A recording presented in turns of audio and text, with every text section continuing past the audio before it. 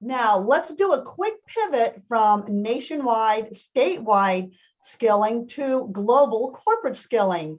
I am thrilled to have a conversation today with you with three seasoned learning and development practitioners from the technology sectors, pharmaceutical sector, and professional services sector.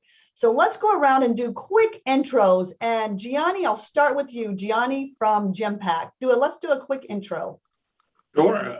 Thanks for having me. Gianni Giacomelli, I'm Chief Innovation Officer at Genpact, 100,000 people, professional services company. We do largely digital transformation of operations. And I also, as part of my remit of Chief Innovation Officer, I lead the transformation of our learning and development function.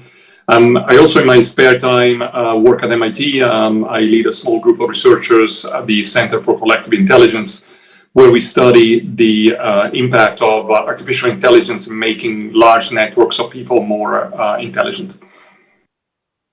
Fantastic. Thank you. Bruce Sanchez from Dell. Let's do your quick intro. Yeah, thank you. Yeah, this is Bruce Sanchez. I'm the global lead for sales, learning, and development technology here at Dell. I got a super exciting role. I love what I do. And basically, I get to design and deliver a modern learning experience for all of our global sellers around the world and really think about how we can help them be more productive and, in the end, hit their numbers. So it's a great job. Love what I do. Thank you. Thank you, Bruce. Now, Marc Ramos from Novartis.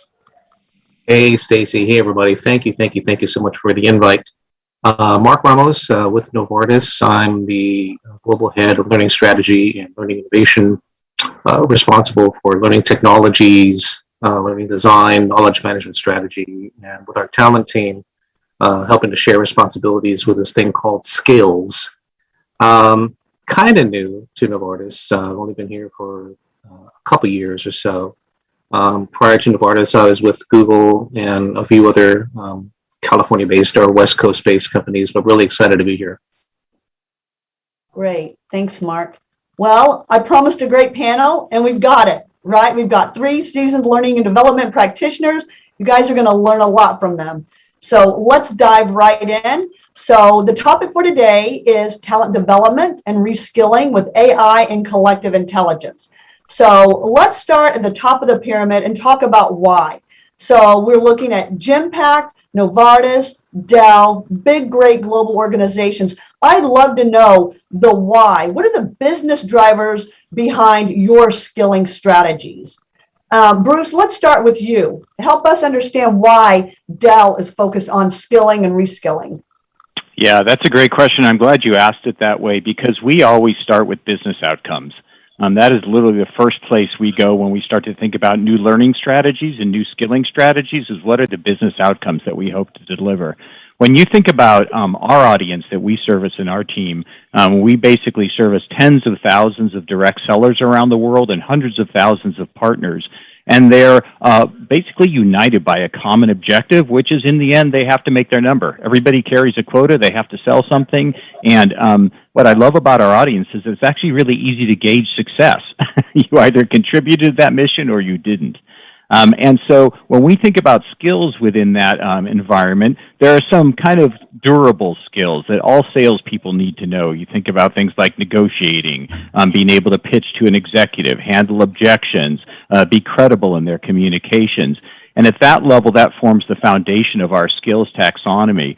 And recently, we've had a pretty big shift for the company. I'm sure many people have seen our Apex announcement, which is our move into as a service and customers being able to provision and pay on demand as they go. And that has produced a very large need inside of our sales organization to essentially add on top of those skills a whole new set of skills regarding consultative selling, the ability to engage in architectural discussions. The financial models are different, and this is a very rapid pivot. So my theme today is going to be about thinking about reskilling, not necessarily on job movement, but actually on pivoting into a new global market space and the things that needs for you to continue to be successful in your job. So that's really why we've been focusing recently. We have both a business imperative at the company level, a new need for skills at an individual level, and we intend to deliver that in spades as we go forward. That's great. So you've got kind of a top-down strategy. I'm sure it's being executed from the bottom up and top down. Yeah, exactly. That's right. And I also feel like, you know, in these times and days, that pivot is ever more quickly, it's ever more quick. So it's not just ability it's not just a matter of the ability to pivot, it's how fast can you do that. And when we're talking about scale, that's where we see our platforms like EdCast come in play, as well as our AI capabilities. And I'm looking forward to talking about that too. Yeah, I think that's a good point, because it really is in those key moments of need, right? That's where you leverage the technology and the human decision making to be able to pivot to align to your strategy in those key moments of need. Bingo. Yeah, perfect. All right, Gianni, tell us the why and the business drivers behind Genpact's skilling initiatives. For us, it's quite simple. About 4 years ago, I sat down with ultimately my boss, who's the CEO and the head of HR, and we looked at each other, and we knew at that point that digital was going to change radically how we operate and how we operate and help our clients operate. So we knew that we had a quite muscular and strong and mature learning and development organization, but it wasn't fit for purpose for what we were trying to do there, which was literally to reskill a bunch of people who run operations, but now they need to run operations through a lot of digital technologies, but also people who design and build those digital operations. And those people need to have a much better understanding of both the digital technologies themselves, but also the ways of building solutions. I mean, if you think about how solutions of the digital nature are built these days, you bring a village together, right? You bring people from different walks of life. You know, people understand the technology side, the application side, the analytics side, maybe design thinking people, maybe Lean Six Sigma people. You certainly want to have domain expertise people who understand, for example, how supply chain planning is done. And you bring them together. So you bring them together, which means that these people need to know not just a little more about what digital technology can do, but also how you run a design thinking session. What is Agile all about? Because you need to bring them together and really forge what is collective intelligence, right? You need to make that unit of combat a composite. And these people need to learn a little bit about each other's work, and that's what we call T-shaping, right? So, you know, instead of having a narrow but deep expertise, these people go a little broader, and as a result, they are able to interoperate. So that is the objective, the L&D objective behind a business objective of completely overhauling how we do operations in the world. That's fantastic. And it makes sense to me why you would have to focus on this, right? Because right now organizations are dealing with this double disruption we have going on. We've got digital transformation and we've got the COVID disruption, right? So they're probably calling Genpact and say, help us with this. So your professional service team has to be skilled, ready to go to support those double disruption strategic initiatives that your customers have. Yeah, that makes sense. That's correct. I mean, this actually started way before COVID-19, but I do, you know, I thank God that we actually started a couple of years earlier. Everything that we've seen in the last year and a half really has been just an accelerant to the kind of things that we started before. Yep, that's going to say COVID accelerated what you were already doing, right? Yeah, makes sense. Okay, Marc at Novartis, tell us why you're making this investment in skilling and reskilling at Novartis. And we probably couldn't even guess, going with the double disruption again. I don't know. It's I find that interesting when you bring that up. I think there's maybe a triple disruption, perhaps, right? I think there's the technology side. I think there's the COVID side. I think for Novartis, and hopefully this doesn't sound, you know, corny or trite, but it's the right thing to do. I think, you know, once we start to look at our workers less as, you know, performance and productivity vehicles and more as, frankly, just humans we need to take care of. We need to find different ways, alternative ways, new ways to really help them not only grow their career, but to help them become better selves. And again, I hope that doesn't sound too soft or anything, but we really, really believe in that. And I think it's really critical to our cultural tenets, right? We have a cultural tenet regarding curiosity. In fact, our cultural tenet of curiosity really drives our entire L&D strategy and vision to a strong degree. I think more so when it comes to the skills side, whether it's upskilling, reskilling, outskilling, blue skilling, whatever. I think a lot of it really, really has to do with another cultural tenet around, you know, unleashing the power of our people. And that's really, really important. I mean, Bruce, Gianni, and I, we all work in, science-based companies to a large extent. And when we think about the cultural tenet, which is both bottoms up as well as top down, and even sideways, lateral to a certain degree, how do you unleash that chunk of brilliance, that chunk of knowledge or shared skills at scale across 160,000 people at Novartis? So we tend to think about our skill strategy as, yes, as Bruce mentioned quite eloquently, right? It's part of our business rationale. And we also need to think about, again, that from a knowledge management perspective and from an organizational learning perspective, are we helping to drive the right type of, internal sharing culture, right? To really make sure that skills are not only something that is consumed, but something that is created by experts and shared at scale using the EdCast platform. And that's something we're really, really excited about. We have a slogan within my team. It's talk about corny. This might be a corny slogan, but we are a medicines business, and my team, we focus a lot on educational training or organizational development, practices and approaches and procedures. And the motto that we have currently is medicine. I'm sorry, let me say it the other way around. Education is medicine. And so if we start to think about, educating our associates, our employees, as well as the end users, patients, and so forth, if we can provide the right type of education, knowledge, skills, behavior change in such a way where they can make a better decision, maybe at the patient advocacy level, or just, developing countries, set of doctors and so forth, that's equally as powerful as building our own, to say bluntly, for-profit capability. So we're looking at it really, really holistically. That's great. Thank you, Marc. So it sounds like we have some similarities across your business strategies, reskilling, right? And upskilling and cross-skilling. And then we have some differences. So I don't think the differences, they're really that big of differences across your organizations, right? We all kind of have the same initiative, is to drive the workforce, which is the engine for our organization. And as Marc says, it's people driving it. We need to be humane with what we do. So let's switch from the human part to the tech part.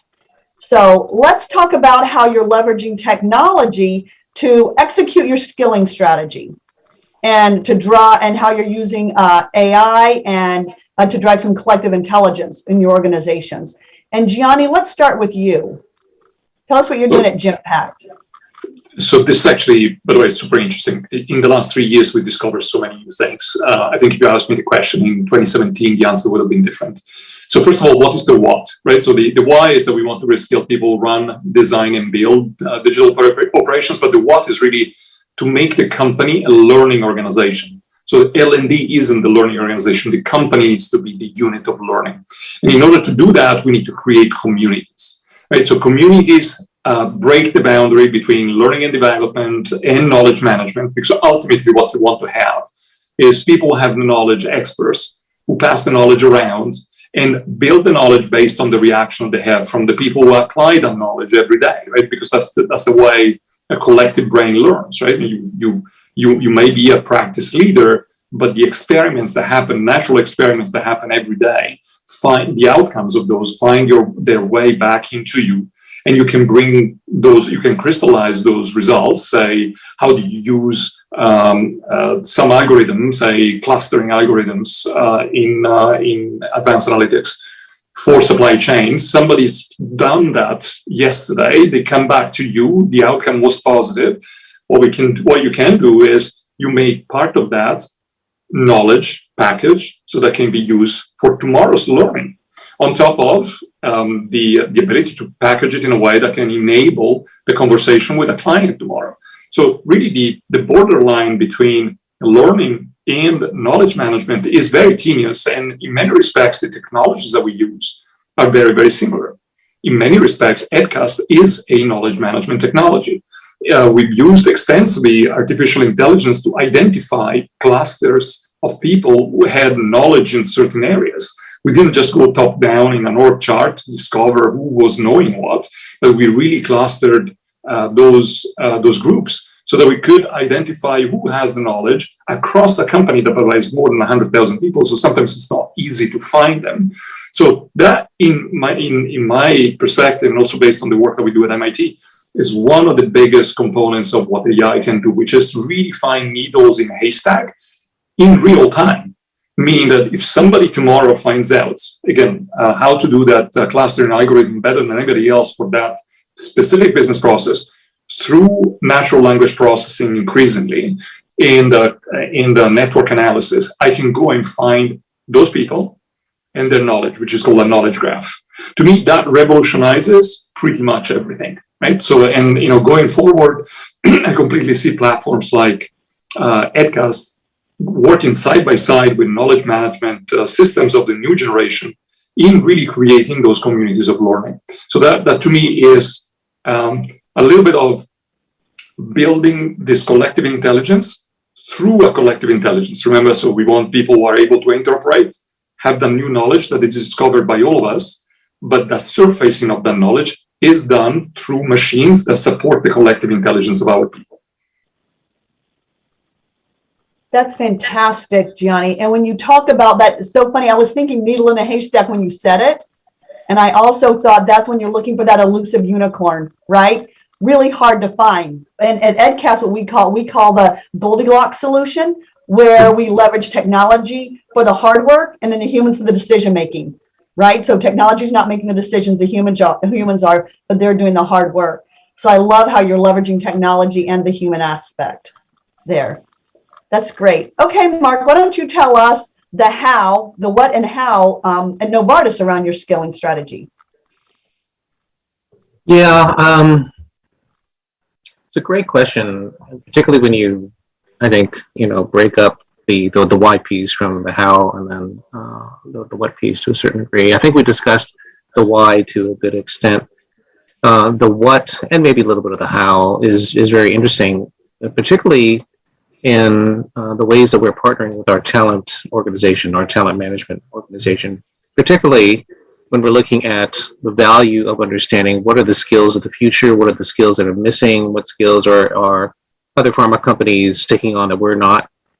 And so we're very, very close to our talent team's strategic workforce planning, SWP team, because they're doing all the heavy lifting with a variety of new technologies, looking at AI, looking at a variety of different skill sets across the industry, and then understanding and parsing out, right, what's that gap that's currently within the enterprise, and then how, based on the research and using AI and using some partners that we also have from a strategic workforce planning perspective, how to fill that gap. And so they're using a ton of different algorithms and so forth, really understand that gap and really understand, ideally, at some point, what's the difference between providing an upskilling type of solution versus a reskilling one. And part of the how thinking on the reskilling side, right? Again, upskilling is how do I make my current job better? How do I perform better in my current job? The reskilling is how do I take on that new job as part of my career growth? And it's really interesting when we look at the value of adaptive learning in particular. In other words, how can we adapt that content where, from a reskilling perspective, if this individual is currently a salesperson but wants to be a data scientist, there's a pretty good gap there, right? But maybe this person actually has a strong data and or science background, but they just really, really love selling. And then maybe there's somebody else who has very little of that background, but they also want to become a data scientist. So if we can understand that gap at the proficiency level, and of course at the skill level, this person knows half of the target, this person knows very, very little of the target. How do we adapt that common or standardized training, the 40 weeks of X, where the first individual only needs 20 weeks, and yet the second individual needs 38 weeks, right? So how do we really, really understand that proficiency and skill difference from an adaptive learning perspective, and then target and tailor the content and the experiences and the mentoring and the coaching for that individual, where ideally that individual is going to be receiving information and guidance and support that is totally unique to their needs and interests and passions, but they are not going through the whole 40 weeks of X, right? So there's a big cost benefits and big ROI savings there, particularly when you do that at scale. So we've been thinking a lot about how to get a lot closer to our strategic workforce planning efforts. And we've been working with some partners of EdCast from an adaptive learning perspective as we're starting to mature our view of reskilling in particular, because there is kind of a spectrum, right? On one side of the spectrum, we might have a site closure. That's just a brutal reality. On the other side of the reskilling spectrum, you could just have a Joe or a Jane or a Mark or a Stacy, right? That I just individually just want to take on that new role. So how do we put together the right kind of program that can look at scale needs as well as individualized needs? That's fantastic, Mark. That makes me think a lot that I'm seeing across all of our customers as well is, again, these moments of need, right? When they need to go deep, that's when they need to be upskilled, right? And when they want to move to somewhere else in the organization, you've got talent mobility. Josh Burson talked about that today. You know, that's when we need to reskill. So it's interesting how you're leveraging technology to make that happen in those key moments of need.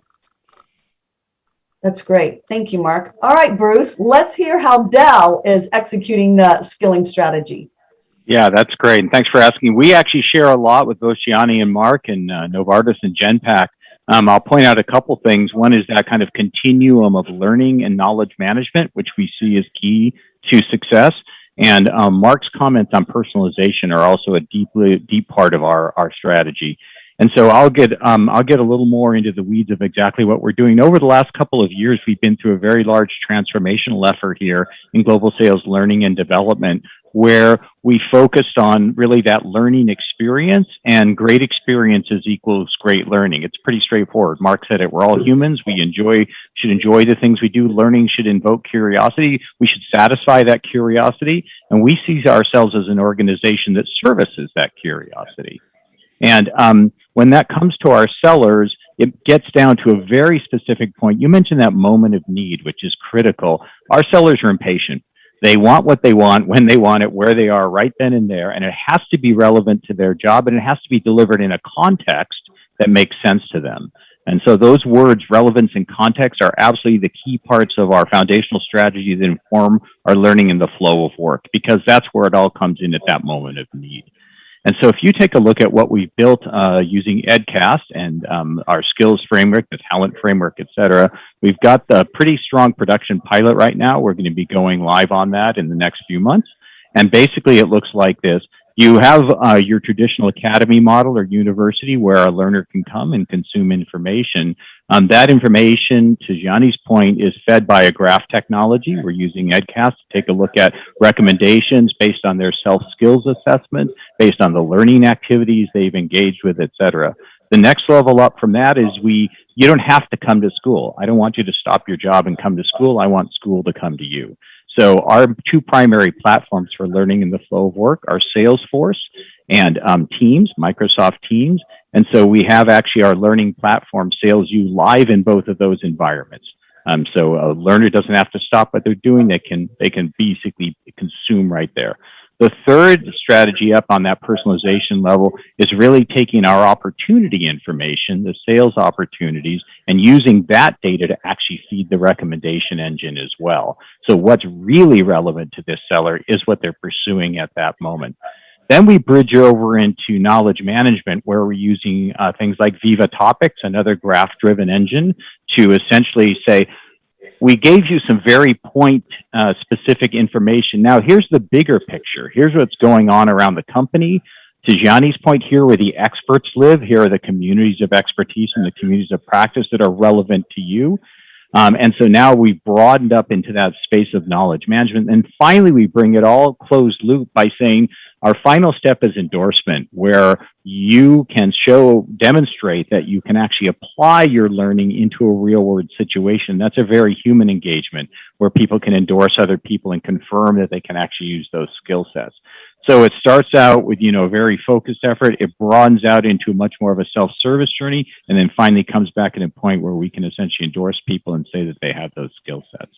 And that's all based on that technology combination of two or three different graphs, 2 or 3 different platforms, but create a holistic experience across all of those.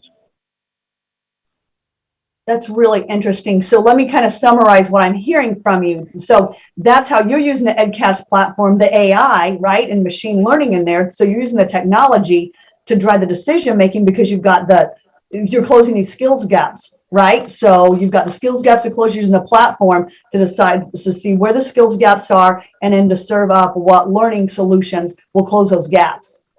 Bingo, yeah. And for us, when you're talking really about hundreds of thousands of people, the only way you can do that is through automation and AI. Yeah, absolutely. Absolutely. That's fantastic. That's fantastic. Super. So thank you so much for all of you telling us about the how part. Now, let's be a little transparent with everybody, right? So people are in very different places regarding their skilling journey, right? And the idea of leveraging technology on their skilling journeys or in their skilling strategies, right, can be a little confusing. The marketplace is confusing, right? How are we going to define skills, capabilities, competencies? What's the difference? Do I need a competency model like we did back in the 90s and 2000s? Yes, no. Like, where do I even start? So I want you to do a service for everybody listening, because everybody's probably at a different level of maturity in their skilling journey, right?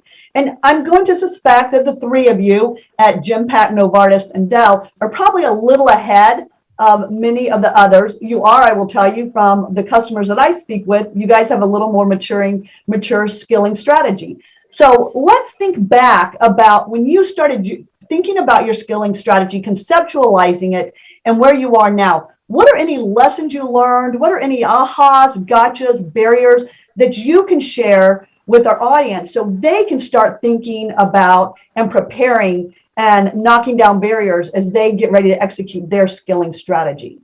So Marc, let's talk to you first about Novartis. What have you learned at Novartis that could help the rest of us? Yeah, I think all of us L&D professionals, we've been in this world, this adventure, this crusade regarding upskilling for decades, probably eons. And so how do we make that individual perform better, produce better, be happy, or whatever in his or her particular job? I think for us, our journey is now where we're trying to get a little bit more sophisticated but practical in terms of how we actually design reskilling programs, because we do think that it's a different animal. I did share with you, Stacy, just kind of a one slider of, I think, what my team calls, 12, design principles, for lack of better words, when it comes to the reskilling piece. And again, it's not like we have the upskilling piece down. That's always complicated. But the reskilling one is really, really interesting, particularly from a learning design perspective.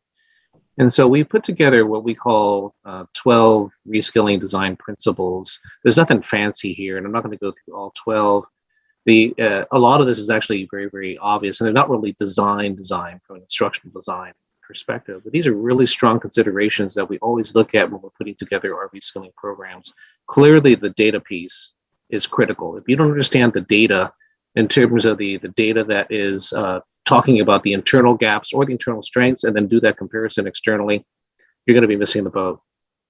There are pieces related to, you have to understand that learners, when they want to become a data scientist and they're currently in commercial sales or something like that, there is a level of unconscious incompetence, meaning they're not fully aware, right, of what that delta, what that gap is. So how can we help alleviate that unconscious incompetence and make it more conscious about what is incompetence, and then ideally conscious about what it takes to be competent and so forth?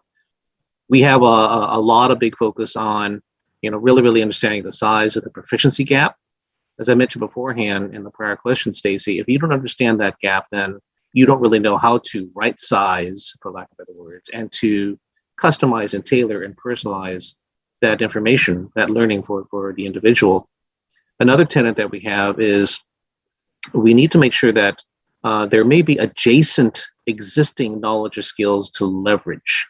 So by that, I mean, if someone is, again, a commercial sales guy or gal, and they've been focusing on sales operations and really, really know project management in and out, yet how you do project management and process management from a more data or analytics perspective is a little different, particularly when you're thinking about agile approaches and so forth. And there's a lot of other examples here that in terms of some of our reskilling design principles or challenges to address. This last one is just really, really interesting. This time poverty. And one could clearly say that, of course, there's always going to be time challenges related to someone, having the right amount of protected time, right, from their manager. But we're also very, very sensitive to the fact that, to be very, very candid, everybody, sometimes awesome managers want to keep their awesome people, and they might have reluctance to let them go. So we have to think about, from a change management perspective, how to really use culture, as well as how to provide, the right type of influence and guidance, that it's the right thing to do for the individual. And if that person is a superstar for you, that person is probably going to be a superstar for someone else. And ultimately, that person is going to be an absolute phenomenal superstar for the entire enterprise. So these are just some examples that we're working off of. They're more of the, I guess, practitioner level, so to speak. And there's a lot of trial and error that's going on, but we found that some of these principles and others to be super helpful, again, as we're thinking about those nuances and those differences of reskilling versus upskilling. Thank you, Mark. That's really interesting. And I think those are some great takeaways and great tips. I hope somebody got that screen capture. All right, Gianni, tell us at Genpact, any ahas, gotchas, or barriers that you experienced that we should prepare for? I'm not going to repeat some of the things that Mark said, because some of them apply to us as well. Human-centered design, the fact that upskilling and reskilling at the end of the day is a data problem, and a data to insight to action problem. And so being very, very surgical about what you're asking, which people, what to do, that kind of triangle, that cube needs to be very, very surgical. People don't have time to scattergun the problem. So some of those are critical. I think if I look back at the last 3 years, a couple of things. One of the things that we found that really gave us a lot of energy in the system is the network effects of what we created through this concept of collective intelligence, meaning people learning in their job and pushing, so the experts, and pushing that knowledge as part of the learning infrastructure. And the cycle back, right? So learners who unearth new nuggets of knowledge and pushing it back into the experts and the peer learners. That is incredibly powerful. It is really, network effects in learning and development. And I think it's probably one of the largest experience that we've made, and that's super important.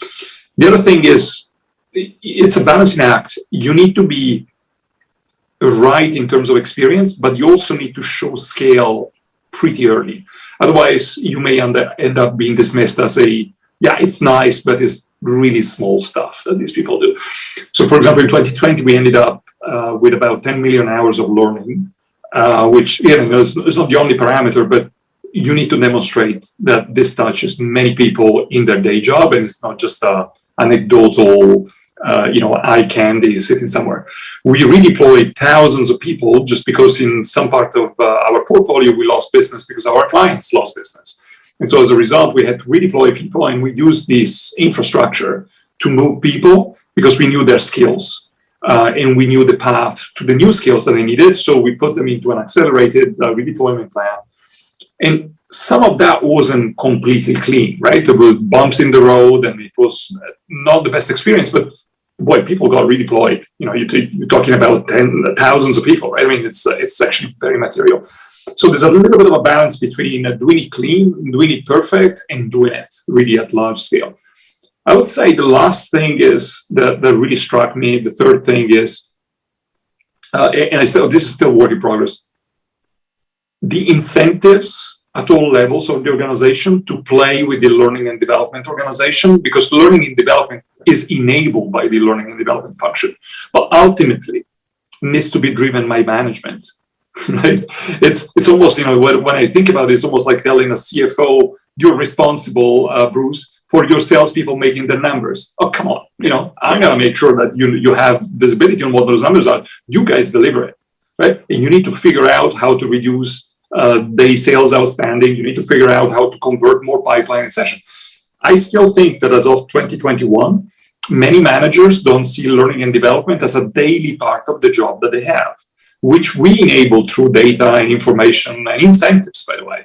In Genpact, we actually turn to, if you want to be promoted, you need to have done a certain amount of upskilling and reskilling, depending on what your job is. So we really put our mouth where the money where the mouth was. But at the same time, I still feel that, do managers get out of bed in the morning thinking, I need to make these people, my people, better people? Right? I still think that doesn't happen. And I firmly believe that our children will look at us as the generation that really completely missed the plot because of that. Right? I think it increasingly happens, but to me, this was possibly the number one aha that we got, and probably the big thing that we need to take down in the next 12 months. That's so interesting, Gianni. And what you referred to at one point was that slide that Carl Mehta presented at the beginning, the SPEC slide, the spec slide, where we talk with skilling, right? And then that will ultimately drive your compensation. And as long as the employees and the workforce understands that they understand that chain of events, you know, and you're transparent about that, because not everybody gets that. So it's great that you're transparent about that. If I may, you need to be super careful. Otherwise, you end up being, having these people who are coin operated, right? Right. You put incentives, they do it. You don't put it, they don't do it. So it has to prime the pump, but then it needs to become a habit. Yeah, the learning has to drive outcomes, right? If it doesn't drive outcomes, then it's not doing anything. Great. Bruce, tell us real quickly, we've got a couple minutes here. Tell us about any ahas or gotchas from the Dell side. Yeah, I would echo a lot of Gianni's comments, and then I would add a couple things since we're talking about AI and skills, et cetera. I think there's two things to be thinking about structurally going forward for anyone that's tackling this space. One is what Josh called out this morning, which is this notion of an integrated taxonomy. Where does taxonomy live? What is the core record for that taxonomy? But then how do other systems consume and adapt to that? Is it your HR system? Is it your talent system? How do the two interplay? They come from independent vendors. How do you harmonize them? So I think some planning and thinking around that is absolutely critical. And then when you take that up a notch, I think harmonization of graphs is also very critical. You know, when you think about it, I call it the 10 Clippy problem. You remember the Clippy who always popped up and offered you some help. Well, that was based on Clippy's view of your interaction within that platform. And if our learners are going across 4, 5, 6, 8 different platforms and they all have their own graphs, and they're all making recommendations based on their limited view of the world, all of a sudden our learners are experiencing some dissonance when it comes to those recommendations. And so I think as you think about deploying not only that skills taxonomy, but also that graph technology that helps do it at scale, you really have to think about that harmonization across those dimensions. I think that's a really good point, Bruce. And when I think about it, when I work with our customers at EdCast, we often talk about, we're the technology company. We know the technology and we know some strategy. But when you want to do a deep dive and build your strategy, that's when we need to work with our partners, right? We've got great partners to help do that because that's their sweet spot and they can help you kind of think outside the box, like Michael's dot exercise he made us do, right? Sometimes it's not in that box. You got to think outside your box a little bit. Yeah. So thank you. And yeah. No, I'm just sorry, Tracy. Stacy, I was just thinking about what Bruce is mentioning. I mean, one of the valuable lessons that we learned when we were researching a LXP solution was the whole power of a provider, a vendor, a partner who understands this key, big, valuable word, and it's interoperability. Mm-hmm. It's not about a jazzy UI. It's not about how deep and robust is their skills engine. I mean, that's important, right? But Novartis, we believe in best of breed approaches and best of breed technologies. So the ability to frankly have a strategy more built around retiring systems rather than implementing systems, right? Our retirement technology strategy is actually it's a much wider book than our implementation strategy. And so the value that we've learned in our partnership with you folks has just been tremendous because the interoperability piece is helping us advance what we want to advance from a best of breed perspective. And then clearly related to Josh's recent work, the heart of that, particularly talking about skills, is right? The taxonomy, as well as the ontology. But if we can harmonize this all together, then make this type of, portable, interoperable, aspects work at scale, that's super, super valuable. Sorry to interrupt. Yeah, no, that's great. Thank you. This is a great way to wrap up, right? So it's the technology and the human aspect, right? So we all need help. We can all do part of it, but we need help. So thank you. So Bruce from Dell, Marc from Novartis, Gianni from Genpact, thank you so much for your insights today. I appreciate it. On behalf of EdCast, thank you for being great customers and partners with us. Now I'd like to hand it over to my colleague, Bhaskar Detka, for the next session. Thank you, Stacy. Amazing session so far.